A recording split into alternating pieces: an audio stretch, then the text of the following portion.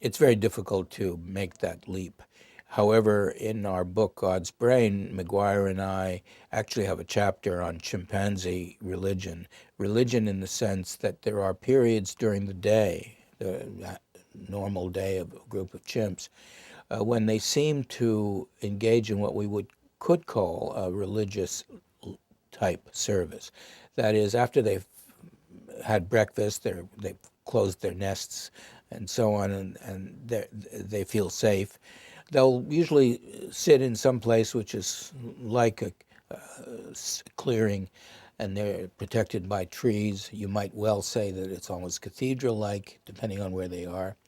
And they exist with very reduced tension. The dominant males don't bother the youngsters as much. The females interact with each other and the youngsters. And there's a lot of grooming that goes on, chimps, grooming each other. And that lasts for a while, and then they go back to their regular business. And so you could see that there is, in our repertoire, a predisposition to some kind of let's take time off behavior and just be friendly to each other.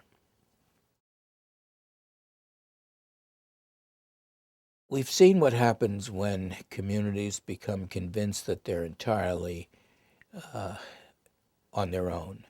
I guess the Nazis were a very good case.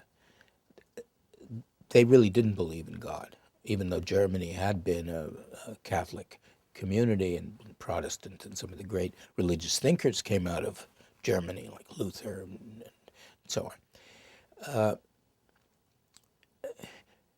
It would be very hard to answer your question because so many of the world's most terrible events have been because people believe in God. And it therefore would be irresponsible to say that we should have no religion because people would act more nicely. I'm not sure that's true. And we have only to look, for example, at the history of modern communism, which was really quite nasty.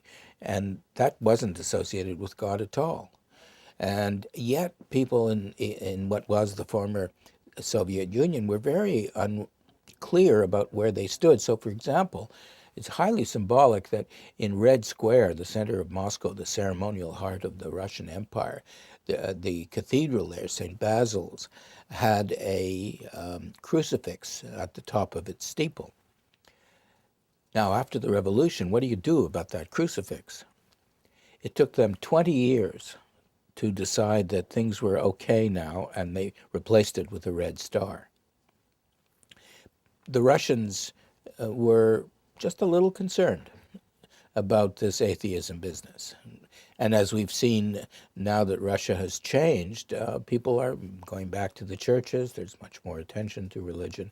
So again, it's not a proof. It does suggest, however, that if you have a completely secular theory, as the communists did, it can produce menacing and awful behavior, and did.